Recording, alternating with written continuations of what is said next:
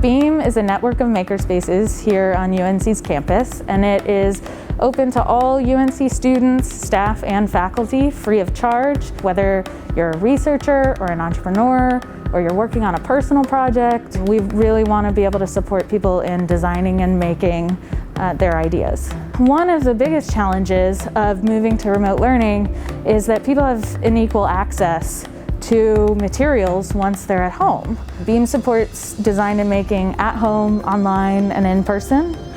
But a big piece has been offering the ability to put together making kits for faculty to be able to request for their students and help people to be able to just design and make things and prototype at home. We support any department across campus in integrating the makerspace or design and making into their curriculums. Virtually every course I teach uses Beam in one way or another. It doesn't just engage the students, but it gives them that hands-on experience, and that thinking process is really helpful, and this is a great resource for them to have.